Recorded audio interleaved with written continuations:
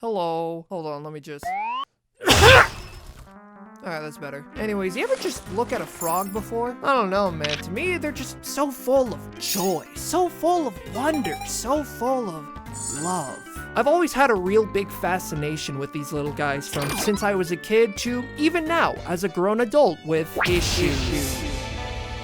I always get super excited if I hear them outside or see a really cute plush of them. You know, I just think they're awesome. And I know I'm not the only one who thinks that, because a lot of game developers throughout history added so many goddamn frog characters into their projects, all with their own personalities, their own backstories, hell, even their own behind-the-scenes stories. And that's where I come in. I'm creating a little series called The Virtual World of Frogs. In these vids, I'll look over one or sometimes multiple frogs in a video game in extreme detail. The design, the lore, the actual creation of the character, whatever bullshit I can find online, basically. Some are cute, some are dapper, some are vicious, some are...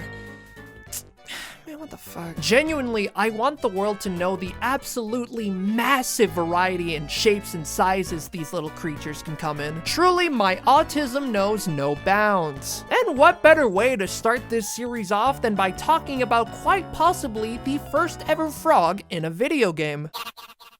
Alright, before anything, it's time for some exposition. You see, back in the early 70s, there was this arcade game company called Gremlin Industries, founded by Frank Fogelman and Carl E. Grindle. Now, they've already made some games in the past, like Blockade, Depth Charge, Blasto, etc, etc. By the year 1977, Gremlin was in a bit of a rough spot, with the combination of the company growing too fast and a bad winter storm causing supplies to actually make games being cut off for a hot minute. In fact, the company almost went bankrupt after a second storm came through later on. But that would change one day in 1978 as the company was purchased by Sega, you may have heard of them, thus forming the Sega Gremlin joint brand. The company would go on to debut 3 arcade games, Fortress, GB, and the game we're talking about today. Guys, gals, and non-binary pals, may I present to you Frogs.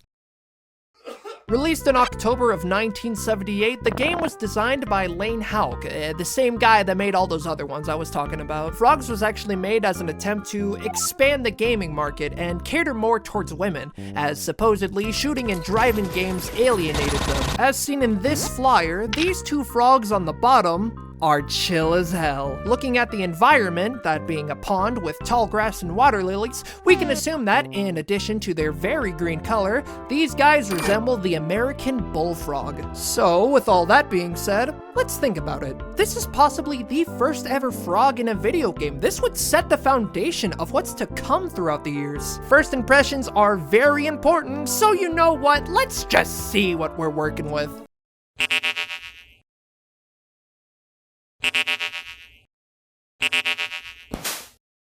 Fuck yeah. So, yeah, not much to really talk about here. In this game, you play as this fuck, standing on a bunch of lilies. You jump around with the joystick of all things, trying to catch all sorts of bugs by pressing the elusive tongue button. Fun fact, this is actually one of the first games where you're able to jump, with 1975's Steeplechase being the first. Try to eat as many bugs as you can before time runs out while trying not to accidentally fall into the water. In the latter half of the game, there's this tiny little dragonfly that spawns in, and if you can catch that, you'll earn a free extra round. Gameplay-wise, it's pretty simple, but let's talk about the visual side of things. The game itself is monochromatic and is actually playing on the bottom of the cabinet, but it's reflected off a mirror onto a painted background, something I've personally never heard of. So theoretically, you could put anything on the background and the game would still work as intended.